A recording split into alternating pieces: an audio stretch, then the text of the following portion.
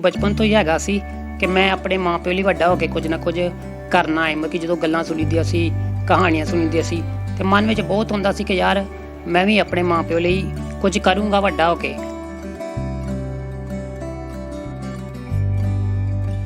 मेरा पुत्र तो बड़ा इंटैलीजेंट है, बड़ा ਇਹਦਾ दिमाग रोशन दिमाग है, गाने लिखता है, सारिਆਂ ਵਿੱਚ ਚੰਗਾ ਸਲਾਹਿਆ ਜਾਂਦਾ ਹੈ। ਸਾਰੇ ਇਹਨੂੰ ਪਿਆਰ ਕਰਦੇ ਨੇ, ਮੁਹੱਬਤ ਕਰਦੇ ਨੇ, ਕਿਸੇ ਚੀਜ਼ ਦੀ ਇਹਨੂੰ ਕਮੀ ਨਹੀਂ ਆਉਣ ਦਿੰਦੇ। ਪਰ ਜਿਉਂ-ਜਿਉਂ ਵੱਡਾ ਹੁੰਦਾ ਗਿਆ ਮੇਰੀ ਸਰੀਰਕ ਹਾਲਤ ਹੋਰ ਵੀ ਬਦਤਰ ਹੁੰਦੀ ਗਈ, ਵੱਧ ਤੋਂ ਬਦਤਰ ਹੁੰਦੀ ਗਈ, ਕਮਜ਼ੋਰੀ ਹੁੰਦੀ ਗਈ, ਹੱਡੀਆਂ 'ਚ ਕਮਜ਼ੋਰ ਹੁੰਦੀਆਂ ਗਈਆਂ ਤੇ ਮੈਂ ਫਿਰ ਤੁਰਨ ਫਿਰਨ ਤੋਂ ਬਿਲਕੁਲ ਅਸਮਰੱਥ ਹੋ ਗਿਆ।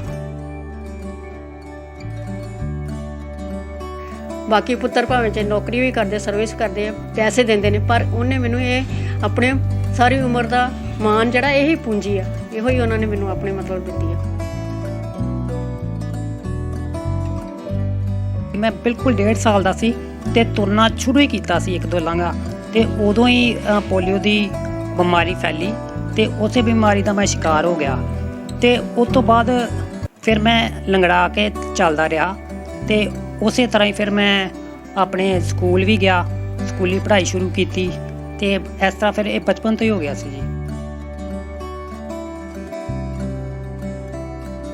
ਆਪ ਨਾ ਰੋਂਦਾ ਨਾ ਰੋਣ ਦਿੰਦਾ, ਸਾਰੇ ਜਿਹੜੇ ਕੋਲ ਯਾਰ ਦੋਸਤ ਆਉਂਦੇ ਆ ਉਹਨਾਂ ਨੂੰ ਇਹ ਚੰਗੀ ਸੇਧ ਹੀ ਦਿੰਦਾ ਹੈ, ਉਹਨਾਂ ਨੂੰ ਹਸਾਉਂਦਾ ਹੈ, ਉਹਨਾਂ ਨਾਲ ਗੱਲਾਂ ਬਾਤਾਂ ਕਰਦਾ ਹੈ।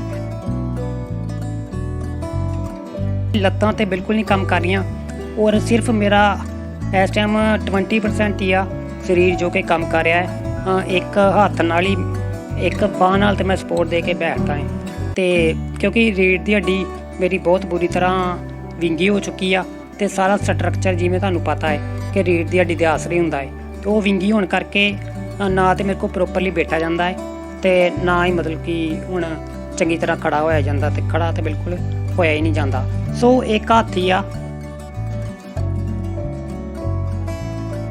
ਕਿ ਇਹ ਕਿਤਾਬ ਮੈਂ ਸਾਰੀ ਕਿਤਾਬ ਜਿੰਨੀਆਂ ਵੀ ਕਹਾਣੀਆਂ ਸੀ ਮੋਬਾਈਲ ਵਿੱਚ ਟਾਈਪ ਕਰ ਕਰਕੇ ਇੱਕ ਸਟੋਰੀ ਤੇ ਉਹ ਵੀ ਲਗਾਤਾਰ ਨਹੀਂ ਸੀ ਟਾਈਪ ਹੁੰਦਾ ਕਿਉਂਕਿ ਸਰੀਰ ਥੱਕ ਜਾਣਾ, ਫਿਰ ਰੈਸਟ ਕਰਨੀ ਪੈਣੀ।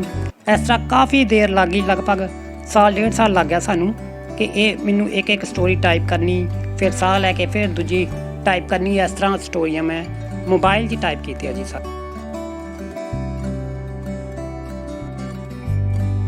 ਕਿ ਮੈਨੂੰ ਪਰਿਵਾਰ ਬਹੁਤ ਰੱਬ ਨੇ, ਵਾਹਿਗੁਰੂ ਅਕਾਲ ਪੁਰਖ ਨੇ ਵਧੀਆ ਦਿੱਤਾ ਹੈ, ਬਹੁਤ ਹੀ ਸਪੋਰਟ ਕਰਦੇ ਆ, ਮੈਨੂੰ ਪਿਆਰ ਕਰਦੇ ਆ, ਕਦੀ ਵੀ ਕਿਸੇ ਗੱਲ ਦੀ ਉਹਨਾਂ ਨੇ ਕਮੀ ਨਹੀਂ ਹੋਣ ਦਿੱਤੀ। ਮੇਰੇ ਤੋਂ ਇਲਾਵਾ ਮੇਰੇ 3 ਭਰਾ ਹੋਰ ਵੀ ਨੇ, ਉਹ ਵੀ ਹਮੇਸ਼ਾ ਮੇਰੀ ਮਗੀ ਧਿਆਨ ਵਿੱਚ ਰਹਿੰਦੇ ਨੇ ਕਿ ਇਹਨੂੰ ਕੀ ਚਾਹੀਦਾ ਹੈ। ਕਿ ਛੋਟਾ ਭਰਾ ਤਾਂ ਮੇਰੀ ਬਹੁਤ ਸੇਵਾ ਵੀ ਕਰਦਾ ਹੈ, ਜਿਵੇਂ ਕਿ ਮੈਨੂੰ ਬਿਠਾਉਣਾ, ਲਟਾਉਣਾ ਤੇ ਡਾਕਟਰ ਹੁੰਦੇ ਆ ਪੱਟੀਆਂ ਵਗੈਰਾ ਨਾਲ ਕਰਵਾਉਣਾ, ਸਾਰਾ ਕੁਝ ਉਹੀ ਕਰਦਾ ਹੈ। ਇਹ ਜੀ ਤਕਰੀਬਨ 10 ਕੁ ਸਾਲ ਪਹਿਲੋਂ ਇੱਕ ਸ਼ਖਸ ਇਕਬਾਲ ਸਿੰਘ ਪੱਟੀ ਉਹਨਾਂ ਦਾ ਨਾਮ ਆ ਔਰ ਆਪ ਵੀ ਉਹ ਬਹੁਤ ਹੀ ਵਧੀਆ ਲੇਖਕ ਨੇ, ਹੋਰ ਵੀ ਬਹੁਤ ਮਤਲਬ ਕਿ ਉਹ TV ਸ਼ੋਜ਼ ਵਗੈਰਾ ਕਰਦੇ ਨੇ, ਪੱਤਰਕਾਰ ਵੀ ਬਹੁਤ ਵਧੀਆ ਨੇ, ਕਾਫੀ ਮਤਲਬ ਕਿ ਉਹ ਇਸ ਤਰ੍ਹਾਂ ਕਰਦੇ ਨੇ। ਉਹ 10 ਕੁ ਸਾਲ ਪਹਿਲੋਂ ਮੇਰੇ ਮਤਲਬ ਕਿ ਇਸ ਤਰ੍ਹਾਂ ਕੰਟੈਕਟ 'ਚ ਆਏ ਤੇ ਉਸ ਤੋਂ ਲੈ ਕੇ ਅੱਜ ਤੱਕ ਉਹਨਾਂ ਨੇ ਮੈਨੂੰ ਹਰ ਮੋੜ 'ਤੇ ਮੇਰਾ ਸਾਥ ਦਿੱਤਾ, ਹਰ ਮਤਲਬ ਕਿ ਕੰਮ ਵਿੱਚ ਮੇਰੀ ਹੌਸਲਾ ਅਫਜ਼ਾਈ ਕੀਤੀ। ਔਰ ਸਿਰਫ ਇੰਨਾ ਹੀ ਨਹੀਂ ਕਿ ਮੈਨੂੰ ਅਖਬਾਰ ਵਿੱਚ ਮੇਰਾ ਪਹਿਲਾ ਇਸ਼ਤਿਹਾਰ ਛਪਾਉਣ ਵਾਲੇ ਉਹੀ ਸੀ। ਸਤਿ ਸ਼੍ਰੀ ਅਕਾਲ ਜੀ, ਤੁਸੀਂ ਦੇਖ ਰਹੇ ਹੋ ਸਾਂਝਾ ਪੰਜਾਬ TV। ਮੈਂ ਹਾਂ ਗੁਰਮੀਤ ਰਾਜਾ ਅੰਮ੍ਰਿਤਸਰ ਤੋਂ। ਅੱਜ ਤੁਹਾਨੂੰ ਕਿਹਨੇ ਸ਼ਖਸ ਨਾਲ ਮਿਲਾਉਣ ਜਾ ਰਹੇ ਹਾਂ ਜਿਨ੍ਹਾਂ ਦੀ ਉਮਰ ਤਕਰੀਬਨ 40 ਸਾਲ ਹੈਗੀ ਆ, ਲੇਕਿਨ ਉਸ ਵੀਰ ਦੇ ਜਿਹੜਾ ਹੈਗੀ ਇੱਕ ਕਮਾਲ ਹੀ ਕਰ ਦਿੱਤਾ ਹੈਗਾ। ਕਿਉਂਕਿ ਉਹ ਵੀਰ ਬਚਪਨ ਤੋਂ ਹੀ ਹੈਂਡੀਕੈਪ ਹੈਗਾ। ਜੇ ਗੱਲ ਕਰੀਏ ਉਹਦੀ ਬਾਡੀ ਦੀ ਤਾਂ ਸਰੀਰ ਦਾ 80% ਜਿਹੜਾ ਹਿੱਸਾ ਹੈਗਾ ਉਹ ਕੰਮ ਨਹੀਂ ਕਰਦਾ। ਵੀਰ ਸਿਰਫ ਇੱਕ ਬਾਂਹ ਦੇ ਨਾਲ ਹੀ ਕੰਮ ਕਰਦਾ ਆ ਕਿ ਇੱਕ ਬਾਂਹ ਹੋਣ ਦੇ ਨਾਲ ਕੰਮ ਕਰਨ ਦੇ ਬਾਵਜੂਦ ਉਸ ਵੀਰ ਨੇ ਇੱਕ ਕਿਤਾਬ ਲਿਖ ਦਿੱਤੀ ਗਈ ਹੈ। ਜੀ ਹਾਂ, ਮੈਂ ਤੁਹਾਨੂੰ ਬਿਲਕੁਲ ਸਹੀ ਦੱਸ ਰਿਹਾ ਹਾਂ ਕਿ 40 ਸਾਲਾਂ ਦਾ ਨੌਜਵਾਨ ਵੀ ਜਿਹੜਾ ਹੈਂਡੀਕੈਪ ਹੈਗਾ ਆ, ਉਹਨੇ ਇੱਕ ਕਿਤਾਬ ਜਿਹੜੀ ਲਿਖ ਦਿੱਤੀ ਗਈ ਆ, ਆਪਣੇ ਜੀਵਨੀ ਤੇ ਜਿਹੜੀ ਕਿਤਾਬ ਲਿਖਤੀ, ਸਮਾਜਿਕ ਕੁਰਾਹੀਆਂ ਤੇ ਜਿਹੜੀ ਗਈ ਆ ਕਿਤਾਬ ਲਿਖ ਦਿੱਤੀ ਗਈ ਆ। ਔਰ ਉਹਨਾਂ ਲੋਕਾਂ ਲਈ ਇੱਕ ਮਿਸਾਲ ਬਣਦਾ ਪਿਆ ਆ ਜਿਨ੍ਹਾਂ ਲੋਕਾਂ ਦੀ ਜੇ ਕਿਤੇ ਕੋਈ ਹਾਦਸੇ ਕਰਕੇ ਬਾਂਹ ਕੱਟੀ ਜਾਂਦੀ ਸੀ ਜਾਂ ਕਿਸੇ ਦੀ ਕੋਈ ਲੱਤ ਵੱਢੀ ਜਾਂਦੀ ਸੀ ਕਿ ਉਹ ਆਪਣੇ ਆਪ ਨੂੰ ਅਪੰਗ ਮਹਿਸੂਸ ਕਰਦੇ ਸੀ, ਹੈਂਡੀਕੈਪ ਮਹਿਸੂਸ ਕਰਦੇ ਸੀ ਔਰ ਹਮੇਸ਼ਾ ਨਿਰਾਸ਼ ਰਹਿੰਦੇ ਸੀ। ਇਹ ਵੀਰ ਉਹਨਾਂ ਲੋਕਾਂ ਲਈ ਇੱਕ ਮਿਸਾਲ ਬਣਦਾ ਪਿਆ ਆ। ਔਰ ਵੱਡੀ ਗੱਲ ਹੈਗੀ ਆ ਕਿ 40 ਸਾਲ ਏਜ ਹੋ ਗਈ ਆ ਔਰ ਏਜ ਹੋਣ ਦੇ ਨਾਲ ਜਿਹੜਾ ਹੈਗਾ ਆ ਘਰ ਵਿੱਚ ਬੈਠ ਕੇ ਇੱਕ ਕਿਤਾਬ ਲਿਖਣੀ ਇੱਕ ਹੱਥ ਦੇ ਨਾਲ ਤੁਸੀਂ ਆਪ ਹੀ ਸਮਝ ਸਕਦੇ ਹੈਗੇ ਹੋ ਕਿ ਕਿੱਡੀ ਵੱਡੀ ਉਹ ਗੱਲ ਹੈਗੀ ਆ। ਆਪਾਂ ਉਹਨਾਂ ਨਾਲ ਗੱਲਬਾਤ ਕਰਾਂਗੇ ਔਰ ਇਹਨਾਂ ਦਾ ਜੀਵਨ ਬਾਰੇ ਵੀ ਜਾਣਾਂਗੇ। ਇਹਨਾਂ ਵੀਰ ਦਾ ਨਾਮ ਹੈਗਾ ਆ ਰਾਜਾ ਹੰਸਪਾਲ। ਗੱਲਬਾਤ ਕਰਦੇ ਹਾਂ ਔਰ ਇਹਨਾਂ ਦੇ ਬਾਰੇ ਜੀਵਨ ਬਾਰੇ ਜਾਣਦੇ ਹਾਂ ਔਰ ਪੁੱਛਦੇ ਹਾਂ ਜੀ ਕਿਵੇਂ ਇਹਨਾਂ ਦੇ ਮਨ ਦੇ ਵਿੱਚ ਜਹਨ ਦੇ ਵਿੱਚ ਇਹ ਜਿਹੜੀ ਚੀਜ਼ ਆਈ ਕਿ ਅਸੀਂ ਕਿਤਾਬ ਲਿਖ ਕੇ ਆਪਣਾ ਆਪ ਨੂੰ ਜਿਹੜਾ ਦੁਨੀਆ ਦੇ ਵਿੱਚ ਕਿਸ ਤਰ੍ਹਾਂ ਅਸੀਂ ਆਪਣੇ ਜਿਹੜਾ ਨੋਰਮਲ ਤਰੀਕੇ ਨਾਲ ਉਹ ਜੀਣ ਦੀ ਕੋਸ਼ਿਸ਼ ਕਰਨੀ। ਸਭ ਤੋਂ ਪਹਿਲਾਂ ਸਰ ਸਾਂਝਾ ਪੰਜਾਬ ਟੀਵੀ ਦੇ ਜੀ ਮੈਂ ਤੁਹਾਡਾ ਸਵਾਗਤ ਕਰਦਾ ਜੀ। ਬਹੁਤ ਬਹੁਤ ਸ਼ੁਕਰੀਆ, ਮਿਹਰਬਾਨੀ ਜੀ। ਤੇ ਸਾਂਝਾ ਟੀਵੀ ਦੇਖ ਰਹੇ ਸਾਰੇ ਦਰਸ਼ਕਾਂ ਨੂੰ ਮੇਰੇ ਵੱਲੋਂ ਪਿਆਰ ਭਰੀ ਅਤੇ ਅਦਬ ਭਰੀ ਸਤਿ ਸ੍ਰੀ ਅਕਾਲ ਜੀ। ਰਾਜੇ ਭਾਜੀ ਕੀ ਨਾਮ ਹੈ ਜੀ ਆਪਣਾ ਪੂਰਾ ਔਰ ਜਿਹੜੀ ਤੁਸੀਂ ਕਿਤਾਬ ਲਿਖੀ ਹੈ ਜੀ ਇਸ ਦੇ ਬਾਰੇ ਦੱਸ ਦਿਓ ਜੀ। ਮੇਰਾ ਪੂਰਾ ਨਾਮ ਗੁਰਪ੍ਰੀਤ ਸਿੰਘ ਹੈ ਜੀ ਤੇ ਐਜ਼ ਅ ਲੇਖਕ ਮੈਂ ਆਪਣਾ ਨਾਮ ਰਾਜਾ ਹੰਸਪਾਲ ਸ਼ੁਰੂ ਕੀਤਾ ਤੇ ਕਿਤਾਬ ਜੋ ਮੇਰੀ ਰਿਲੀਜ਼ ਹੋਈ ਆ ਉਹਦਾ ਨਾਮ ਹੈ ਮਹਾਰਾਣੀ ਮਾਂ ਤੇ ਲਾਸਟ ਆਪਾਂ 25 ਅਗਸਤ ਨੂੰ ਇਹਨੂੰ ਰਿਲੀਜ਼ ਕੀਤਾ ਕਿਤਾਬ ਨੂੰ ਜੀ। ਇਹਦੇ ਵਿੱਚ ਕੀ ਇਹੋ ਜਿਹੀ ਚੀਜ਼ ਹੈਗੀ ਆ ਜੀ ਜਿਹੜੀ ਆਪਾਂ ਲਿਖੀ ਆ ਔਰ ਕੀ ਤੁਹਾਡੇ ਮਨ ਦੇ ਵਿੱਚ ਜਹਨ ਦੇ ਵਿੱਚ ਆਇਆ ਕਿ ਤੁਹਾਡਾ ਮਨ ਜਿਹੜਾ ਇਹ ਕਿਤਾਬ ਲਿਖਣ ਨੂੰ ਬਣਿਆ? ਜੀ ਇਹਦੇ ਵਿੱਚ ਕਿਤਾਬ ਵਿੱਚ ਜੋ ਕਿ ਸਮਾਜ ਵਿੱਚ ਅੱਜ ਸਾਡੇ ਕੁਰੀਤੀਆਂ ਹੈ, ਜਿਵੇਂ ਕਿ ਦਹੇਜ ਪ੍ਰਥਾ ਹੈ, ਜਿਵੇਂ ਕਿ ਤੇਜ਼ਾਬੀ ਹਮਲੇ ਹੋ ਰਹੇ ਆ, ਜਿਵੇਂ ਕਿ ਹੋਰ ਵੀ ਮਤਲਬ ਕਿ ਬਹੁਤ ਸਾਰੀਆਂ ਕੁਰੀਤੀਆਂ, ਉਹਨਾਂ ਸਾਰੀਆਂ ਹੀ ਕੁਰੀਤੀਆਂ ਦੇ ਸਬਜੈਕਟ ਲੈ ਕੇ ਅਸੀਂ ਇਸ ਕਿਤਾਬ ਮਹਾਰਾਣੀ ਮਾਂ ਨੂੰ ਮੇਰੇ ਜਹਨ ਵਿੱਚ ਆਈ ਕਿ ਸਾਰੇ ਮੁੱਦਿਆਂ 'ਤੇ ਕੰਮ ਕੀਤਾ ਜਾਣਾ ਚਾਹੀਦਾ ਹੈ। ਅਤੇ ਜਦੋਂ ਮੈਂ ਮਤਲਬ ਕਿ ਲਾਸਟ 6 ਮਹੀਨਿਆਂ ਤੋਂ ਹੁਣ ਬੈੱਡ 'ਤੇ ਸਾਂ ਤਾਂ ਮੇਰੇ ਦਿਮਾਗ ਵਿੱਚ ਮਤਲਬ ਕਿ ਬਹੁਤ ਚੀਜ਼ਾਂ ਆਉਂਦੀਆਂ ਸੀ ਕਿ ਮੈਂ ਆਪਣੇ ਮਾਂ ਪਿਓ ਲਈ, ਕਿਉਂਕਿ ਸ਼ੁਰੂ ਤੋਂ ਹੀ ਮੈਨੂੰ ਬਚਪਨ ਤੋਂ ਹੀ ਹੈਗਾ ਸੀ ਕਿ ਮੈਂ ਆਪਣੇ ਮਾਂ ਪਿਓ ਲਈ ਵੱਡਾ ਹੋ ਕੇ ਕੁਝ ਨਾ ਕੁਝ ਕਰਨਾ ਹੈ। ਮਤਲਬ ਕਿ ਜਦੋਂ ਗੱਲਾਂ ਸੁਣੀਦੀਆਂ ਸੀ, ਕਹਾਣੀਆਂ ਸੁਣੀਦੀਆਂ ਸੀ ਅਤੇ ਮਨ ਵਿੱਚ ਬਹੁਤ ਹੁੰਦਾ ਸੀ ਕਿ ਯਾਰ ਮੈਂ ਵੀ ਆਪਣੇ ਮਾਂ ਪਿਓ ਲਈ ਕੁਝ ਕਰੂੰਗਾ ਵੱਡਾ ਹੋ ਕੇ। ਪਰ ਜਿਉਂ-ਜਿਉਂ ਵੱਡਾ ਹੁੰਦਾ ਗਿਆ ਮੇਰੀ ਸਰੀਰਕ ਹਾਲਤ ਹੋਰ ਵੀ ਬਦਤਰ ਹੁੰਦੀ ਗਈ, ਬਦ ਤੋਂ ਬਦਤਰ ਹੁੰਦੀ ਗਈ, ਕਮਜ਼ੋਰੀ ਹੁੰਦੀ ਗਈ, ਹੱਡੀਆਂ 'ਚ ਕਮਜ਼ੋਰ ਹੁੰਦੀਆਂ ਗਈਆਂ ਅਤੇ ਮੈਂ ਫਿਰ ਤੁਰਨ ਫਿਰਨ ਤੋਂ ਬਿਲਕੁਲ ਅਸਮਰੱਥ ਹੋ ਗਿਆ। ਅਤੇ ਜਿਹਦੇ ਕਰਕੇ ਫਿਰ ਉਹ ਸਾਰੇ ਚਾਅ, ਉਹ ਸਾਰੇ ਖੁਆਬ ਜੋ ਮੈਂ ਵੇਖੇ ਸੀ ਆਪਣੇ ਮਾਂ ਪਿਓ ਲਈ ਕਿ ਮੈਂ ਇਸ ਤਰ੍ਹਾਂ ਉਹਨਾਂ ਨਾਲ ਪੂਰੇ ਕਰੂੰਗਾ, ਉਹਨਾਂ ਨੂੰ ਖੁਸ਼ੀਆਂ ਦਊਂਗਾ। ਸੋ ਫਿਰ ਇਸ ਟਾਈਟਲ ਇਹਦਾ ਮਹਾਰਾਣੀ ਮਾਂ ਇਹ ਉਦੋਂ ਮੇਰੇ ਜਹਨ ਵਿੱਚ ਆਈ ਅਤੇ ਇਹ ਕਹਾਣੀ ਦਾ ਉਦੋਂ ਮਤਲਬ ਰਚਨਾ ਹੋਈ। ਰਾਜੇ ਭਾਜੀ ਜਿਹੜੀ ਤੁਹਾਡੀ ਪੋਲੀਓ ਜਿਹੜਾ ਤੁਹਾਡੀ ਬੋਡੀ ਤੇ ਹੋਇਆ ਆ ਇਹ ਕਿਦੋਂ ਤੁਹਾਨੂੰ ਹੋਇਆ? ਬਚਪਨ ਤੋਂ ਸੀ ਜਾਂ ਬਾਅਦ 'ਚ ਹੋਇਆ? ਔਰ ਇਸ ਵੇਲੇ ਤੁਹਾਡੀ ਬੋਡੀ ਦੀ ਕੰਡੀਸ਼ਨ ਕੀ ਹੈਗੀ? ਹਾਂਜੀ, ਜਿਵੇਂ ਮੇਰੇ ਘਰਦਿਆਂ ਨੇ ਮੈਨੂੰ ਦੱਸਿਆ ਸੀ ਕਿ ਹਾਲੀ ਮੈਂ ਬਿਲਕੁਲ 1.5 ਸਾਲ ਦਾ ਸੀ ਅਤੇ ਤੁਰਨਾ ਸ਼ੁਰੂ ਹੀ ਕੀਤਾ ਸੀ 1-2 ਲਾਂਘਾ ਅਤੇ ਉਦੋਂ ਹੀ ਪੋਲੀਓ ਦੀ ਬਿਮਾਰੀ ਫੈਲੀ ਅਤੇ ਉਸੇ ਬਿਮਾਰੀ ਦਾ ਮੈਂ ਸ਼ਿਕਾਰ ਹੋ ਗਿਆ ਅਤੇ ਉਸ ਤੋਂ ਬਾਅਦ ਫਿਰ ਮੈਂ ਲੰਗੜਾ ਕੇ ਚੱਲਦਾ ਰਿਹਾ ਅਤੇ ਉਸੇ ਤਰ੍ਹਾਂ ਹੀ ਫਿਰ ਮੈਂ ਆਪਣੇ ਸਕੂਲ ਵੀ ਗਿਆ, ਸਕੂਲੀ ਪੜ੍ਹਾਈ ਸ਼ੁਰੂ ਕੀਤੀ ਅਤੇ ਇਸ ਤਰ੍ਹਾਂ ਫਿਰ ਇਹ ਬਚਪਨ ਤੋਂ ਹੀ ਹੋ ਗਿਆ ਸੀ ਜੀ ਪੋਲੀਓ। ਜੀਵਨ ਕਿਵੇਂ ਨਿਕਲਦਾ ਪਿਆ? ਕੋਈ 40 ਸਾਲ ਵੱਡਾ ਸਮਾਂ ਹੁੰਦਾ ਬੈੱਡ 'ਤੇ ਰਹਿਣਾ, ਕਿਵੇਂ ਫਿਰ ਜਿਵੇਂ ਤੁਸੀਂ ਚੱਲਦਾ ਰਿਹਾ? ਬਿਲਕੁਲ ਜੀ, ਜੀਵਨ ਕਠਿਨਾਈਆਂ ਵਾਲਾ ਵੀ ਸੀ ਕਿਉਂਕਿ ਬਿਲਕੁਲ ਬਚਪਨ ਵਿੱਚ ਜਦੋਂ ਕਿ ਖੇਡਣ ਮੱਲਣ ਦੇ ਦਿਨ ਹੁੰਦੇ ਆ ਉਦੋਂ ਮੈਂ ਭੱਜ ਨਹੀਂ ਸੀ ਸਕਦਾ ਹੁੰਦਾ, ਬਹੁਤਾ ਜ਼ਿਆਦਾ ਤੁਰ ਨਹੀਂ ਸੀ ਸਕਦਾ ਹੁੰਦਾ। ਸੋ ਮਨ ਵਿੱਚ ਬੜੀਆਂ ਗੱਲਾਂ ਆਉਂਦੀਆਂ ਸੀ ਅਤੇ ਕਾਫੀ ਕਠਿਨਾਈਆਂ ਸਰੀਰਕ ਤੌਰ 'ਤੇ ਮੈਨੂੰ ਝੱਲਣੀਆਂ ਪਈਆਂ ਜੀ। ਲੱਤਾਂ ਤੁਹਾਡੀਆਂ ਇਸ ਵੇਲੇ ਕੰਮ ਕਰਦੀਆਂ, ਬਾਂਹ ਤੁਹਾਡਾ ਕੰਮ ਕਰਦੀ, ਉਹਦੇ ਬਾਰੇ ਥੋੜ੍ਹਾ ਦੱਸ ਦਿਓ ਜੀ ਕਿਵੇਂ ਸਰੀਰ ਦੀ ਇਸ ਵੇਲੇ ਕੰਡੀਸ਼ਨ? ਨਹੀਂ ਜੀ, ਲੱਤਾਂ ਤਾਂ ਬਿਲਕੁਲ ਨਹੀਂ ਕੰਮ ਕਰ ਰਹੀਆਂ ਔਰ ਸਿਰਫ ਮੇਰਾ ਇਸ ਟਾਈਮ 20% ਹੀ ਆ ਸਰੀਰ ਜੋ ਕਿ ਕੰਮ ਕਰ ਰਿਹਾ ਹੈ। ਇੱਕ ਹੱਥ ਨਾਲ ਹੀ, ਇੱਕ ਬਾਂਹ ਨਾਲ ਤਾਂ ਮੈਂ ਸਪੋਰਟ ਦੇ ਕੇ ਬੈਠਦਾ ਹੈ ਅਤੇ ਕਿਉਂਕਿ ਰੀੜ੍ਹ ਦੀ ਹੱਡੀ ਮੇਰੀ ਬਹੁਤ ਬੁਰੀ ਤਰ੍ਹਾਂ ਵਿੰਗੀ ਹੋ ਚੁੱਕੀ ਆ ਅਤੇ ਸਾਰਾ ਸਟਰਕਚਰ ਜਿਵੇਂ ਤੁਹਾਨੂੰ ਪਤਾ ਹੈ ਕਿ ਰੀੜ੍ਹ ਦੀ ਹੱਡੀ ਦੇ ਆਸਰੇ ਹੁੰਦਾ ਹੈ ਅਤੇ ਉਹ ਵਿੰਗੀ ਹੋਣ ਕਰਕੇ ਨਾ ਤਾਂ ਮੇਰੇ ਕੋਲ ਪ੍ਰੋਪਰਲੀ ਬੈਠਾ ਜਾਂਦਾ ਹੈ ਅਤੇ ਨਾ ਹੀ ਮਤਲਬ ਕਿ ਹੁਣ ਚੰਗੀ ਤਰ੍ਹਾਂ ਖੜ੍ਹਾ ਹੋਇਆ ਜਾਂਦਾ, ਅਤੇ ਖੜ੍ਹਾ ਤਾਂ ਬਿਲਕੁਲ ਹੋਇਆ ਹੀ ਨਹੀਂ ਜਾਂਦਾ। ਸੋ ਇੱਕ ਹੱਥ ਹੀ ਆ ਜਿਹਦੇ ਨਾਲ ਮੈਂ ਆਪਣਾ ਖਾਂਦਾ ਪੀਂਦਾ ਹੈ ਅਤੇ ਬਾਕੀ ਵੀ ਸਾਰੇ ਕਾਰ ਵਿਹਾਰ ਉਸੇ ਹੱਥ ਨਾਲ ਹੀ ਕਰਨੇ ਪੈਂਦੇ ਆ। ਇੱਕ ਹੱਥ ਕੰਮ ਕਰਨ ਦੇ ਬਾਵਜੂਦ ਤੁਸੀਂ ਕਿਤਾਬ ਕਿਸ ਤਰ੍ਹਾਂ ਲਿਖ ਦਿੱਤੀ, ਇਹਦੇ ਬਾਰੇ ਥੋੜ੍ਹਾ ਦੱਸ ਦਿਓ ਜੀ। ਜੀ ਬਿਲਕੁਲ, ਅਕਸਰ ਉਹੀ ਜਿਵੇਂ ਲੋਕਾਂ ਦੇ ਜਹਨ 'ਚ ਆਉਂਦਾ ਹੈ ਕਿ ਯਾਰ ਜੇ ਸਰੀਰ ਕੰਮ ਨਹੀਂ ਕਰਦਾ ਸੀ ਤਾਂ ਇਹਨੇ ਏਡੀ ਵੱਡੀ ਕਿਤਾਬ ਕਿਸ ਤਰ੍ਹਾਂ ਲਿਖਣੀ ਮਤਲਬ ਸੰਭਵ ਹੋ ਗਈ। ਤਾਂ ਇਹ ਜੀ ਮੈਂ ਦੱਸਣਾ ਚਾਹੂੰਗਾ ਕਿ ਇਹ ਕਿਤਾਬ ਮੈਂ ਸਾਰੀ ਕਿਤਾਬ ਜਿੰਨੀਆਂ ਵੀ ਕਹਾਣੀਆਂ ਸੀ ਮੋਬਾਈਲ ਵਿੱਚ ਟਾਈਪ ਕਰ ਕਰਕੇ ਇੱਕ ਸਟੋਰੀ, ਅਤੇ ਉਹ ਵੀ ਲਗਾਤਾਰ ਨਹੀਂ ਸੀ ਟਾਈਪ ਹੁੰਦਾ ਕਿਉਂਕਿ ਸਰੀਰ ਥੱਕ ਜਾਣਾ, ਫਿਰ ਰੈਸਟ ਕਰਨੀ ਪੈਣੀ। ਇਸ ਤਰ੍ਹਾਂ ਕਾਫੀ ਦੇਰ ਲੱਗ ਗਈ, ਲਗਭਗ ਸਾਲ ਡੇਢ ਸਾਲ ਲੱਗ ਗਿਆ ਸਾਨੂੰ ਕਿ ਇਹ ਮੈਨੂੰ ਇੱਕ ਸਟੋਰੀ ਟਾਈਪ ਕਰਨੀ, ਫਿਰ ਸਾਹ ਲੈ ਕੇ ਫਿਰ ਦੂਜੀ ਟਾਈਪ ਕਰਨੀ। ਇਸ ਤਰ੍ਹਾਂ ਸਟੋਰੀਆਂ ਮੈਂ ਮੋਬਾਈਲ 'ਚ ਟਾਈਪ ਕੀਤੀਆਂ ਜੀ ਸਾਰੀਆਂ। ਮਹਾਰਾਣੀ ਮਾਂ ਤੁਸੀਂ ਕਿਤਾਬ ਦਾ ਟਾਈਟਲ ਲਿਖਿਆ, ਇਸ ਨਾਂ ਨੂੰ ਹੀ ਕਿਉਂ ਚੁਣਿਆ ਗਿਆ? ਕਿਉਂਕਿ ਜ਼ਿਹਨ ਵਿੱਚ ਹੋਰ ਵੀ ਨਾਂ ਸੀ, ਪਰ ਜੋ ਮੈਂ ਆਪ ਮਤਲਬ ਕਿ ਮੈਨੂੰ ਹੈਗਾ ਸੀ ਕਿ ਮੈਂ ਆਹ ਸਟੋਰੀ ਲਿਖਣੀ ਆ ਅਤੇ ਆਪਣੇ ਮਦਰ ਨੂੰ ਡੈਡੀਕੇਟ ਕਰਨੀ ਆ ਕਿ ਮੈਂ ਉਹਨਾਂ ਲਈ ਕੀ ਕੁਛ ਕਰਨਾ ਚਾਹੁੰਦਾ ਸੀ। ਸੋ ਇਹ ਫਿਰ ਜਦੋਂ ਨਾਂ ਜ਼ਿਹਨ 'ਚ ਆਇਆ ਅਤੇ ਡਿਸਕਸ ਵੀ ਕੀਤੀ ਆਪਾਂ ਇੱਕ ਦੋ ਜਾਣਿਆਂ ਨਾਲ, ਅਤੇ ਫਿਰ ਜੀ ਇਹ ਨਾਂ ਆਪਾਂ ਸਿਲੈਕਟ ਕੀਤਾ ਕਿ ਹਾਂ ਮਹਾਰਾਣੀ ਮਾਂ ਹੀ ਢੁਕਵਾਂ ਸ਼ਬਦ ਹੈ, ਇਸ ਕਿਤਾਬ ਲਈ ਢੁਕਵਾਂ ਟਾਈਟਲ ਹੈ।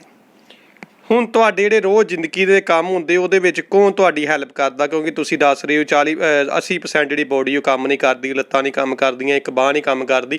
ਫਿਰ ਤੁਹਾਡੇ ਰੋਜ਼ ਦੇ ਜਿਹੜੇ ਕੰਮ ਉਹਦੇ ਵਿੱਚ ਤੁਹਾਨੂੰ ਕੌਣ ਪਰਿਵਾਰ ਦੇ ਮੈਂਬਰ ਸਾਂਭਦੇ ਜਾਂ ਕੋਈ ਖਾਸ ਕੋਈ ਕਿਸਮ ਕੋਈ? ਬਿਲਕੁਲ ਜੀ, ਮੈਂ ਇਸ ਮਾਮਲੇ ਵਿੱਚ ਆਪਣੇ ਆਪ ਨੂੰ ਭਾਗਾਂ ਨਾਲ ਸਮਝਦਾ ਹੈ ਕਿ ਮੈਨੂੰ ਪਰਿਵਾਰ ਬਹੁਤ ਰੱਬ ਨੇ, ਵਾਹਿਗੁਰੂ ਅਕਾਲ ਪੁਰਖ ਨੇ ਵਧੀਆ ਦਿੱਤਾ ਹੈ। ਬਹੁਤ ਹੀ ਸਪੋਰਟ ਕਰਦੇ ਆ, ਮੈਨੂੰ ਪਿਆਰ ਕਰਦੇ ਆ, ਕਦੀ ਵੀ ਕਿਸੇ ਗੱਲ ਦੀ ਉਹਨਾਂ ਨੇ ਕਮੀ ਨਹੀਂ ਹੋਣ ਦਿੱਤੀ। ਮੇਰੇ ਤੋਂ ਇਲਾਵਾ ਮੇਰੇ 3 ਭਰਾ ਹੋਰ ਵੀ ਨੇ, ਉਹ ਵੀ ਹਮੇਸ਼ਾ ਮੇਰੀ ਧਿਆਨ ਵਿੱਚ ਰਹਿੰਦੇ ਨੇ ਕਿ ਇਹਨੂੰ ਕੀ ਚਾਹੀਦਾ ਹੈ। ਕਿ ਛੋਟਾ ਭਰਾ ਤਾਂ ਮੇਰੀ ਬਹੁਤ ਸੇਵਾ ਵੀ ਕਰਦਾ ਹੈ, ਜਿਵੇਂ ਕਿ ਮੈਨੂੰ ਬਿਠਾਉਣਾ, ਲਟਾਉਣਾ, ਅਤੇ ਡਾਕਟਰ ਹੁੰਦੇ ਆ ਪੱਟੀਆਂ ਵਗੈਰਾ ਨਾਲ ਕਰਵਾਉਣਾ, ਸਾਰਾ ਕੁਝ ਉਹੀ ਕਰਦਾ ਹੈ। ਬਾਕੀ ਮਦਰ ਕਰਦੇ ਆ, ਫਾਦਰ ਸਾਹਿਬ ਵੀ ਕਰਦੇ ਆ, ਮਤਲਬ ਕਿ ਸਾਰੇ ਰਲ ਮਿਲ ਕੇ ਮੇਰੀ ਧਿਆਨ ਰੱਖਦੇ ਆ ਜੀ। ਰਾਜੇ ਭਾਈ, ਜੇ ਆਪਾਂ ਗੱਲ ਕਰੀਏ ਕਿ ਤੁਸੀਂ ਲੰਬਾ ਸਮਾਂ ਤੋਂ ਜਿਹੜਾ ਕਿ ਬੈੱਡ 'ਤੇ ਬੈਠੇ ਹੋ, ਅਤੇ ਫਿਰ ਕਿਤਾਬ ਲਿਖਣ ਦਾ ਤੁਹਾਡੇ ਮਨ ਦੇ ਵਿੱਚ ਲਿਖਣ ਦਾ ਕਿਵੇਂ ਆਇਆ? ਕਿਉਂਕਿ ਅਕਸਰ ਕੁਛ ਬਣਨਾ ਚਾਹੁੰਦੇ ਸੀ ਕਿ ਜਾਂ ਕੁਛ ਤੁਸੀਂ ਵੈਸੇ ਮਨ ਦੇ 'ਚ ਸੋਚਿਆ ਕਿ ਮੈਂ ਕੁਛ ਕਰਨਾ ਚਾਹੁੰਦਾ ਹੈਗਾ ਜਾਂ ਕੋਈ ਸ਼ੇ? ਹਾਂਜੀ ਸਰ, ਮੈਨੂੰ ਲਿਖਣ ਦਾ ਸ਼ੌਂਕ ਬਚਪਨ ਵਿੱਚ ਹੀ ਸੀ ਕਿਉਂਕਿ ਮੈਨੂੰ ਸੰਗੀਤ ਵਿੱਚ ਬਹੁਤ ਰੁਚੀ ਸੀ, ਅਤੇ ਮੈਂ ਇਸ ਤਰ੍ਹਾਂ ਹੀ ਗਾਣੇ ਗੁਣਗੁਣਾਉਂਦੇ ਰਹਿਣਾ। ਅਤੇ ਸਕੂਲ ਵਿੱਚ ਫਿਰ ਜਦੋਂ ਕੋਈ ਫੰਕਸ਼ਨ ਹੋਣਾ ਅਤੇ ਉੱਥੇ ਮੈਂ ਗਾਣਾ ਬੋਲਣਾ, ਮੈਨੂੰ ਗਾਉਣ ਦਾ ਵੀ ਬਹੁਤ ਸ਼ੌਂਕ ਸੀ, ਪਰ ਸਰੀਰਕ ਹਾਲਤ ਕਰਕੇ ਫਿਰ ਮੇਰੇ ਕੋਲ ਜ਼ਿਆਦਾ ਗਾਇਆ ਨਹੀਂ ਗਿਆ। ਫਿਰ ਮੈਂ ਉਦੋਂ ਲਿਖਣ ਵਾਲੇ ਪਾਸੇ ਆਇਆ, ਅਤੇ ਉਦੋਂ ਜਦੋਂ ਮੈਂ ਲਿਖਣਾ ਸ਼ੁਰੂ ਕੀਤਾ ਸੀ ਫਿਰ ਮੈਂ ਪੰਜਾਬੀ ਗੀਤ ਵੀ ਲਿਖੇ, ਅਤੇ ਉਹ ਵੀ ਕਾਫੀ ਲੋਕਾਂ ਨੇ ਬਹੁਤ ਪਸੰਦ ਕੀਤੇ। ਜਦੋਂ 1-2 ਵਾਰੀ ਸਿੰਗਰ ਘਰ ਆਏ ਤਾਂ ਉਹਨਾਂ ਨੇ ਗੀਤ ਸਿਲੈਕਟ ਕੀਤੇ। ਇਹ ਤੋਂ ਮੈਨੂੰ ਫਿਰ ਬੜਾ ਉਤਸ਼ਾਹ ਮਿਲਿਆ ਕਿ ਹਾਂ ਇਹੀ ਇੱਕ ਫੀਲਡ ਆ ਜਿਹਦੇ ਵਿੱਚ ਮੈਂ ਆਪਣੇ ਭਾਵਨਾਵਾਂ ਨੂੰ ਜ਼ਾਹਿਰ ਕਰ ਸਕਦਾ ਵਾਂ, ਬਿਆਨ ਕਰ ਸਕਦਾ ਹਾਂ। ਅਤੇ ਇਹ ਸਟਾਰਟਿੰਗ ਫਿਰ ਮੈਂ ਗੀਤ ਲਿਖਣ ਤੋਂ ਕੀਤੀ ਜੀ। ਜੋ ਲਿਖਣ ਦਾ ਮੈਨੂੰ ਸ਼ੌਂਕ ਪਿਆ ਉਹ ਗੀਤ ਲਿਖਣ ਤੋਂ ਪਿਆ ਜੀ। ਪੜ੍ਹਾਈ ਕਿੱਥੋਂ ਤੱਕ ਕੀਤੀ ਤੁਸੀਂ? ਹਾਂਜੀ, ਮੈਂ 12 ਜਮਾਤਾਂ ਕੀਤੀਆਂ ਜੀ। 8ਵੀਂ 9ਵੀਂ ਤੱਕ ਤਾਂ ਮੈਂ ਸਕੂਲ ਜਾਂਦਾ ਰਿਹਾ, ਪਰ 8ਵੀਂ ਜਮਾਤ ਵਿੱਚ ਫਿਰ ਮੈਂ ਜਿਸ ਲੱਤ ਦੇ ਸਹਾਰੇ ਜ਼ਿਆਦਾ ਚੱਲਦਾ ਸੀ ਉਹਦੇ 'ਤੇ ਸੱਟ ਲੱਗ ਗਈ। ਉਸ ਤੋਂ ਬਾਅਦ ਮੇਰਾ ਚੱਲਣਾ ਲਗਭਗ ਅਸਮਰੱਥ ਹੋ ਗਿਆ, ਅਤੇ ਫਿਰ ਮੈਂ ਬਾਕੀ ਆਪਣੀ ਪੜ੍ਹਾਈ ਪ੍ਰਾਈਵੇਟ ਹੀ ਕੀਤੀ ਹੈ ਜੀ 12 ਤੱਕ। ਜਿਹੜੇ ਤੁਸੀਂ ਗਾਣੇ ਲਿਖੇ ਨੇ ਉਹ ਗਾਣਿਆਂ ਬਾਰੇ ਥੋੜ੍ਹਾ ਦੱਸ ਸਕਦੇ ਹੋ ਜੀ? ਕਿਹੜਾ ਗਾਣਾ ਤੁਹਾਨੂੰ ਸਭ ਤੋਂ ਜ਼ਿਆਦਾ ਚੰਗਾ ਲੱਗਦਾ ਸੀ? ਹਾਂਜੀ, ਲਗਭਗ ਮੈਂ ਹਰ ਹੀ ਟੋਪਿਕ 'ਤੇ ਗਾਣਾ ਲਿਖਿਆ ਜੀ, ਚਾਹੇ ਉਹ ਮਾਂ ਟੋਪਿਕ ਹੋਵੇ, ਚਾਹੇ ਮੈਨੂੰ ਮੈਂ ਸੈਡ ਸੌਂਗ ਬੜੇ ਲਿਖਦਾ ਸੀ, ਰੋਮਾਂਟਿਕ ਸੌਂਗ ਲਿਖਦਾ ਸੀ। ਬਾਕੀ ਜੇ ਕੋਈ ਡਿਮਾਂਡ ਕਰਦਾ ਸੀ ਕਿ ਸਾਨੂੰ ਇਸ ਟਾਈਪ ਦਾ ਗਾਣਾ ਚਾਹੀਦਾ ਹੈ ਉਹ ਵੀ ਲਿਖੇ। ਪਰ ਕੀ ਹੋਇਆ ਕਿ ਹੁਣ ਇਸ ਫੀਲਡ ਵਿੱਚ ਸਾਨੂੰ ਆਪ ਬਾਹਰ ਆਉਣਾ ਜਾਣਾ ਪੈਂਦਾ ਹੈ, ਸਿੰਗਰਾਂ ਨਾਲ ਮਿਲਣਾ ਪੈਂਦਾ ਹੈ। ਸੋ ਫਿਰ ਮੈਂ ਸਰੀਰਕ ਹਾਲਤ ਕਰਕੇ ਬਾਹਰ ਤਾਂ ਜਾ ਨਹੀਂ ਸਕਿਆ, ਅਤੇ ਫਿਰ ਜ਼ਿਆਦਾ ਇਸ ਫੀਲਡ ਵਿੱਚ ਮੈਂ ਜ਼ਿਆਦਾ ਕੁਛ ਨਹੀਂ ਕਰ ਸਕਿਆ। ਬਸ 1-2 ਗੀਤ ਕੀਤੇ, ਉਹ ਵੀ ਮੈਂ ਆਪਣੇ ਬੇਸ 'ਤੇ ਕੀਤੇ, ਅਤੇ ਆਪ ਹੀ ਸਾਰਾ ਉਹਨਾਂ ਦੀ ਕਿ ਪੈਰਵਾਈ ਕੀਤੀ ਅਤੇ ਆਪ ਹੀ ਉਹ ਗੀਤ ਬਣਾਏ ਸਾਰੇ। ਤੁਹਾਡੇ ਕੋਲੋਂ ਕੋਈ ਸਿੰਗਰ ਨੇ ਵੀ ਪਹੁੰਚ ਕੀਤੀ ਸੀ ਤੁਹਾਡੇ ਤੱਕ? ਨਹੀਂ ਜੀ, ਕਿਸੇ ਵੀ ਸਿੰਗਰ ਨੇ ਅੱਜ ਤੱਕ ਕੋਈ ਪਹੁੰਚ ਨਹੀਂ ਕੀਤੀ, ਕਿਉਂਕਿ ਸ਼ਾਇਦ ਪਤਾ ਹੀ ਨਹੀਂ ਸੀ। ਕਿਉਂਕਿ ਜਿਹੜੇ 1-2 ਗੀਤ ਆਏ ਉਹ ਬਹੁਤ ਜ਼ਿਆਦਾ ਮਕਬੂਲ ਨਹੀਂ ਹੋਏ, ਕਿਉਂਕਿ ਕਿਸੇ ਨਾ ਕਿਸੇ ਪੱਖੋਂ ਉਹਨਾਂ 'ਚ ਕਮੀ ਰਹਿ ਗਈ ਸੀ, ਇਸ ਕਰਕੇ ਬਹੁਤ ਜ਼ਿਆਦਾ ਮਕਬੂਲ ਨਹੀਂ ਹੋਏ। ਤਾਂ ਇਸੇ ਕਰਕੇ ਹੀ ਸਿੰਗਰਾਂ ਤੱਕ ਮੇਰੀ ਅਪਰੋਚ ਨਹੀਂ ਹੋਈ, ਅਤੇ ਉਹ ਵੀ ਘਰ ਨਹੀਂ ਆਏ, ਮੇਰੇ ਤੱਕ ਕਿਸੇ ਤਰ੍ਹਾਂ ਨਹੀਂ ਪਹੁੰਚ ਸਕੇ। ਪਰਿਵਾਰ ਵੱਲੋਂ ਤੁਹਾਡੀ ਹੌਸਲਾ ਅਫਜ਼ਾਈ ਵਾਸਤੇ ਵੀ ਕਾਫੀ ਜਾਣੇ ਕਹਿੰਦੇ ਹੋਣਗੇ ਤੁਸੀਂ ਸਿੰਗਰ ਗਾਣੇ ਲਿਖੇ ਹੋ, ਜਿਹੜੇ ਕਈ ਲੋਕ ਗਾਣੇ ਬੋਲਦੇ ਹੋਣਗੇ ਸਿੰਗਰ ਤਕਰੀਬਨ ਚਲੋ ਛੋਟਾ ਵੱਡਾ ਹਰ ਕੋਈ ਹੈ ਨਾ, ਛੋਟੇ ਲੈਵਲ ਨੋਰਮਲ ਲੈਵਲ ਦੀ ਵੀ ਗੱਲ ਕਰੀਏ ਆਪਣੇ ਘਰੇਲੂ ਵੀ ਸਾਡੇ ਘਰ ਵਿੱਚ ਹੀ ਇੱਕ ਆਰਟਿਸਟ ਜਿਹੜਾ ਪੈਦਾ ਹੁੰਦਾ ਹੈ ਨਾ, ਉਹਨਾਂ ਨੇ ਤੁਹਾਡੀ ਵਡਿਆਈ ਵੀ ਕੀਤੀ ਹੋਏਗੀ। ਤੇ ਫਿਰ ਕਿਸ ਤਰ੍ਹਾਂ ਲੱਗਦਾ ਜਦੋਂ ਤੁਹਾਡੀ ਕੋਈ ਹੌਸਲਾ ਅਫਜ਼ਾਈ ਕੋਈ ਕਰਦਾ ਤੁਹਾਡੀ? ਬਿਲਕੁਲ ਜੀ, ਸਾਰੇ ਰਿਸ਼ਤੇਦਾਰ ਜਦੋਂ ਮੈਂ ਆਪਣੇ ਖਾਨਦਾਨ ਵਿੱਚੋਂ ਆਈ ਥਿੰਕ ਕਿ ਮੈਂ ਹੀ ਉਹ ਪਹਿਲਾ ਇਨਸਾਨ ਸਾਂ ਕਿ ਜਿਹਦਾ ਉਦੋਂ ਮੈਂ ਟੀਵੀ 'ਤੇ ਆਇਆ ਸੀ। ਉਹਨਾਂ ਦਿਨਾਂ ਵਿੱਚ ਅਸੀਂ ਇੱਕ ਸੌਂਗ ਕੀਤਾ ਸੀ ਜਿਹਦਾ ਨਾਮ ਸੀ ਗੈਂਗ। ਉਦੋਂ ਗੈਂਗਵਾਦ ਬਹੁਤ ਫੈਲਿਆ ਹੋਇਆ ਸੀ ਅਤੇ ਆਪਾਂ ਉਹਦੇ ਵਿੱਚ ਇੱਕ ਮੈਸੇਜ ਦਿੱਤਾ ਸੀ ਕਿ ਗੈਂਗਵਾਦ ਬੰਦ ਹੋਣਾ ਚਾਹੀਦਾ ਹੈ ਵੀਡੀਓ ਵਿੱਚ ਲਾਸਟ 'ਤੇ। ਸੋ ਇਹ ਗੀਤ ਜਦੋਂ ਮੈਂ ਕੀਤਾ ਅਤੇ ਟੀਵੀ 'ਤੇ ਆਇਆ ਤਾਂ ਰਿਸ਼ਤੇਦਾਰਾਂ ਨੇ ਮਤਲਬ ਕਿ ਬਹੁਤ ਇਸ ਚੀਜ਼ ਨੂੰ ਮੈਨੂੰ ਪ੍ਰੋਤਸਾਹਨ ਕੀਤਾ, ਉਤਸ਼ਾਹ ਦਿੱਤਾ ਕਿ ਵੇਖੋ ਉਹ ਇਸ ਤਰ੍ਹਾਂ ਹੋਣ ਦੇ ਬਾਵਜੂਦ ਵੀ ਕਿ ਤੂੰ ਇੰਨਾ ਕਰ ਰਿਹਾ, ਸਾਨੂੰ ਤੇਰੇ 'ਤੇ ਮਾਣ ਆ। ਸੋ ਇਹ ਚੀਜ਼ਾਂ ਮੈਨੂੰ ਕਾਫੀ ਮਤਲਬ ਕਿ ਹੌਸਲਾ ਦਿੰਦੀਆਂ ਸੀ। ਕੋਈ ਦੋ ਲਫ਼ਜ਼ ਉਸ ਗੀਤ ਦੇ ਗਾ ਸਕਦੇ ਹੋ ਜਿਹਦੇ ਕਰਕੇ ਤੁਸੀਂ ਟੀਵੀ ਦੇ ਵਿੱਚ ਆਏ ਸੀ? ਹਾਂਜੀ, ਉਹ ਗੀਤ ਹੈਗਾ ਸੀ ਜੀ, ਗੈਂਗ ਦਾ ਮੈਂ ਆਪਣੇ ਲੀਡਰ ਨਹੀਂ, ਰੱਖਦਾ ਕੋਲ ਮੈਂ ਫੁੱਲ ਅਸਲਾ, ਹਿੱਕ ਦੇ ਜ਼ੋਰ ਨਾਲ ਹੱਲ ਕਰਦਾ ਨਹੀਂ ਹਰ ਇੱਕ ਮਸਲਾ, ਸਾਰਾ ਜੱਗ ਜਾਣਦਾ ਹੈ ਮੇਰੇ ਜ਼ੋਰ ਨੂੰ, ਸ਼ੇਰਾਂ ਵਰਗੀ ਆ ਸੀਨੇ 'ਚ ਦਲੇਰੀ, ਕੰਬਦੇ ਨੇ ਵੈਰੀ ਮੇਰੀ ਦਹਿਸ਼ਤ ਤੋਂ, ਪਰ ਤੇਰੇ ਅੱਗੇ ਪੇਸ਼ ਕੋਈ ਚੱਲਦੀ ਨਾ ਮੇਰੀ, ਕੰਬਦੇ ਨੇ ਵੈਰੀ ਮੇਰੀ ਦਹਿਸ਼ਤ ਤੋਂ, ਪਰ ਤੇਰੇ ਅੱਗੇ ਪੇਸ਼ ਕੋਈ ਚੱਲਦੀ ਨਾ ਮੇਰੀ। ਇਹ ਗੀਤ ਸੀ। ਇਸ ਗੀਤ ਦੇ ਰਾਹੀਂ ਆਪਾਂ ਇਹ ਮਤਲਬ ਕਿ ਇੱਕ ਮੈਸੇਜ ਦਿੱਤਾ ਸੀ ਕਿ ਗੈਂਗਵਾਦ ਬੰਦ ਹੋਣਾ ਚਾਹੀਦਾ ਹੈ ਜੀ। ਇਹ ਜਿਹੜਾ ਤੁਸੀਂ ਗੀਤ ਦੱਸ ਰਹੇ ਹੋ ਤੁਸੀਂ ਆਪ ਆਪਣੇ ਦਿਮਾਗ ਦੀ ਉਪਜ ਕਰਕੇ ਲਿਖਿਆ ਜੀ ਵੀਰ ਜੀ? ਜੀ ਬਿਲਕੁਲ, ਇਹ ਗੀਤ ਮੈਂ ਆਪ ਹੀ ਲਿਖਿਆ ਸੀ ਔਰ ਇਸ ਦੀ ਕੰਪੋਜੀਸ਼ਨ ਵੀ ਮੈਂ ਆਪ ਹੀ ਬਣਾਈ ਸੀ ਔਰ ਇਸ ਦੀ ਵੀਡੀਓ ਸਕ੍ਰਿਪਟ ਵੀ ਮੈਂ ਆਪ ਹੀ ਲਿਖੀ ਸੀ। ਤੁਸੀਂ ਗਾਣੇ ਵੀ ਬੋਲਦੇ ਰਹੇ ਹੋ, ਤੁਸੀਂ ਕਿਤਾਬ ਵੀ ਲਿਖੀ ਆ, ਹੁਣ 40 ਸਾਲ ਤੁਹਾਡੀ ਉਮਰ ਹੋ ਗਈ ਆ, ਹੈਂਡੀਕੈਪ ਹੋਣ ਦੇ ਬਾਵਜੂਦ ਤੁਹਾਡੇ ਮਨ 'ਚ ਕਦੀ ਬੋਝ ਮਹਿਸੂਸ ਨਹੀਂ ਹੋਇਆ ਕਿਉਂਕਿ ਤੁਸੀਂ ਇੱਕ ਵੱਖਰੇ ਕੰਮ ਕਰ ਦਿੱਤਾ ਹੈ? ਦੇਖੋ ਜੀ, ਦੁੱਖ ਤਾਂ ਜੇ ਮੈਂ ਕਹਾਂ ਦੁੱਖ ਤਾਂ ਜ਼ਰੂਰ ਹੁੰਦਾ ਸੀ, ਪਰ ਜਿਹੜੀ ਬੋਝ ਨਾਂ ਦੀ ਚੀਜ਼ ਆ ਉਹ ਮੈਨੂੰ ਕਦੀ ਫੀਲ ਨਹੀਂ ਹੋਈ ਕਿਉਂਕਿ ਮੈਂ ਜਿਵੇਂ ਦੱਸਿਆ ਕਿ ਮੇਰਾ ਪਰਿਵਾਰ ਨੇ ਮੈਨੂੰ ਬਹੁਤ ਸਪੋਰਟ ਕੀਤਾ ਹੈ। ਮੇਰੇ ਭਰਾਵਾਂ ਨੇ ਕਦੀ ਮੈਨੂੰ ਫੇਲ ਹੀ ਨਹੀਂ ਹੋਣ ਦਿੱਤਾ ਕਿ ਮੈਂ ਹੈਂਡੀਕੈਪ ਆ। ਉਹਨਾਂ ਨੇ ਜਿੱਥੇ ਜਾਣਾ ਮੈਨੂੰ ਵੀ ਨਾਲ ਲੈ ਕੇ ਜਾਣਾ, ਜੋ ਵੀ ਕਰਨਾ ਉਹ ਮੈਨੂੰ ਨਾਲ ਰੱਖਣਾ ਤਾਂ ਜੋ ਮੈਨੂੰ ਕਿਸੇ ਚੀਜ਼ ਦੀ ਕੋਈ ਘਾਟ ਮਹਿਸੂਸ ਨਾ ਹੋਵੇ। ਸੋ ਮੇਰੇ ਭਰਾ ਮੇਰੀਆਂ ਲੱਤਾਂ ਬਾਹਾਂ ਬਣੇ ਰਹੇ, ਮੇਰੇ ਮਾਂ ਪਿਓ ਦਾ ਬਹੁਤ ਸਾਥ ਰਿਹਾ, ਬਾਕੀ ਯਾਰੀ ਦੋਸਤੀ ਮਿੱਤਰ ਵੀ ਸਭ ਚੰਗੇ ਸੀ, ਸਭ ਹੌਸਲਾ ਅਫਜ਼ਾਈ ਕਰਦੇ ਰਹੇ ਜੀ।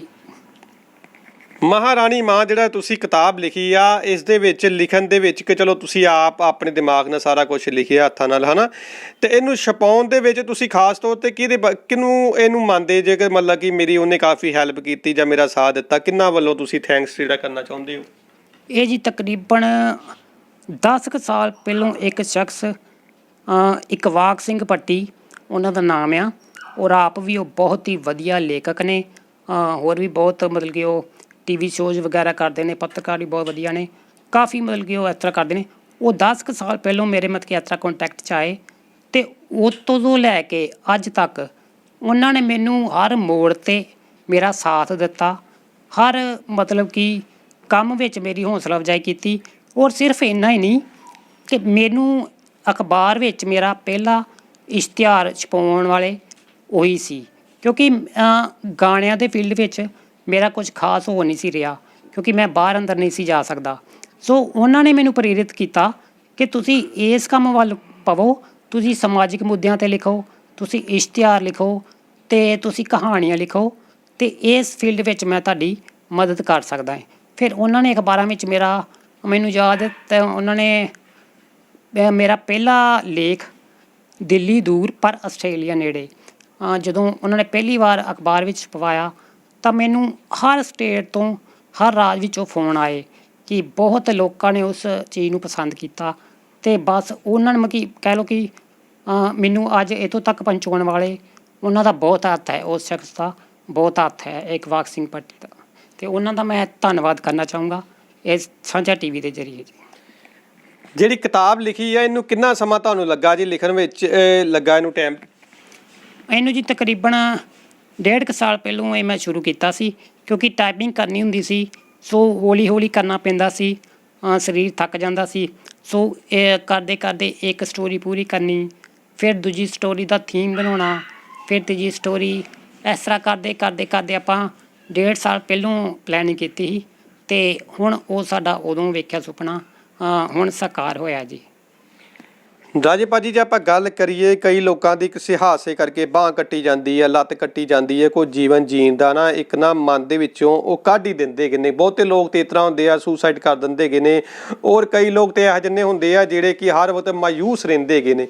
ਉਹਨਾਂ ਲੋਕਾਂ ਲਈ ਤੁਸੀਂ ਇੱਕ ਆਦਰਸ਼ ਬਣਦੇ ਪਏ ਹੋ, ਇੱਕ ਹੈ ਨਾ, ਇੱਕ ਬੜੀ ਵੱਡੀ ਗੱਲ ਹੈਗੀ ਆ ਕਿ ਤੁਸੀਂ ਉਹਨਾਂ ਲੋਕਾਂ ਨੂੰ ਜਾਗਰੂਕ ਵੀ ਕਰਦੇ ਪਏ। ਕੀ ਕਹਿਣਾ ਚਾਹੋਗੇ ਉਹਨਾਂ ਲੋਕਾਂ ਵਾਸਤੇ ਕਿ ਜਿਹੜੇ ਲੋਕ ਆਪਣੇ ਆਪ ਨੂੰ ਜੇ ਕੋਈ ਹਾਦਸੇ ਕਰਕੇ ਉਹਨਾਂ ਦਾ ਕੋਈ ਅੰਗ ਕੱਟਿਆ ਜਾਂਦਾ ਕਿ ਮਾਯੂਸ ਸਮਝਦੇ ਆ? ਬਿਲਕੁਲ ਜੀ।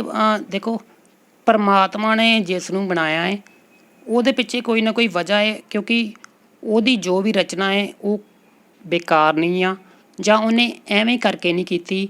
ਉਹਨੇ ਹਰ ਬੰਦੇ ਦੇ ਵਿੱਚ ਕੋਈ ਨਾ ਕੋਈ ਕੁਆਲਿਟੀ ਦਿੱਤੀ ਆ, ਅਤੇ ਜੇਕਰ ਸਾਡੀ ਇੱਕ ਚੀਜ਼ ਨਕਾਰਾ ਹੈ ਤਾਂ ਜੇਕਰ ਸਾਡੀ ਦੂਜੀ ਚੀਜ਼ ਵਰਕ ਕਰ ਰਹੀ ਆ ਤਾਂ ਸਾਨੂੰ ਜ਼ਰੂਰ ਕੋਸ਼ਿਸ਼ ਕਰਨੀ ਚਾਹੀਦੀ ਆ ਕਿ ਆਪਾਂ ਉਸ ਚੀਜ਼ ਦਾ ਇਸਤੇਮਾਲ ਕਰੀਏ, ਉਸ ਟੈਲੈਂਟ ਨੂੰ ਪਛਾਣੀਏ ਅਤੇ ਉਹਦੇ 'ਤੇ ਵਰਕਆਊਟ ਕਰੀਏ। ਜਿਵੇਂ ਮੇਰਾ ਸਰੀਰ ਕੰਮ ਨਹੀਂ ਸੀ ਕਰਦਾ, ਪਰ ਮੈਨੂੰ ਪਤਾ ਸੀ ਕਿ ਪਰਮਾਤਮਾ ਨੇ ਮੈਨੂੰ ਦਿਮਾਗ ਬਖਸ਼ਿਆ ਹੈ, ਮੈਨੂੰ ਚੰਗੀ ਸੋਚ ਬਖਸ਼ੀ ਆ, ਸੋ ਇਹਨੂੰ ਮੈਂ ਸਾਰਥਕ ਪਾਸੇ ਲਾਵਾਂ ਅਤੇ ਇਹਨੂੰ ਮੈਂ ਸਾਰਥਕ ਕਰਾਂ, ਅਤੇ ਮੈਂ ਕਾਫੀ ਇਹਦੇ ਵਿੱਚ ਕੁਛ ਕਰ ਸਕੂੰਗਾ। ਸੋ ਮੈਂ ਆਪਣੇ ਨਕਾਰਾਪਨ ਨੂੰ ਆੜੇ ਨਹੀਂ ਹੋਣ ਦਿੱਤਾ ਆਪਣੇ ਖੁਆਬਾਂ ਦੇ। ਸੋ ਆਪਣੇ ਦਿਮਾਗ ਨੂੰ ਅੱਗੇ ਰੱਖਿਆ ਅਤੇ ਆਪਣੀ ਸੋਚ ਨੂੰ ਹੀ ਅੱਗੇ ਰੱਖਿਆ। ਸੋ ਉਹਨਾਂ ਲੋਕਾਂ ਨੂੰ ਵੀ ਜਿਨ੍ਹਾਂ ਦਾ ਕੋਈ ਹਾਦਸੇ ਵਿੱਚ ਜਾਂ ਕਿਸੇ ਤਰ੍ਹਾਂ ਕੋਈ ਕਮੀ ਆ, ਅਤੇ ਉਹਨਾਂ ਲੋਕਾਂ ਨੂੰ ਵੀ ਮੈਂ ਇਹੋ ਹੀ ਕਹੂੰਗਾ ਕਿ ਜੇਕਰ ਕਮੀ ਆ ਤਾਂ ਜ਼ਰੂਰ ਕੋਈ ਨਾ ਕੋਈ ਗੁਣ ਵੀ ਹੋਊਗਾ, ਕੋਈ ਨਾ ਕੋਈ ਕੁਆਲਿਟੀ ਵੀ ਹੋਊਗੀ, ਅਤੇ ਉਹ ਕੁਆਲਿਟੀ ਨੂੰ ਪਛਾਣੋ, ਮਜ਼ਬੂਤ ਰਹੋ, ਹੌਸਲੇ ਬੁਲੰਦ ਰੱਖੋ, ਤਾਂ ਸਭ ਕੁਝ ਪੋਸੀਬਲ ਹੈ।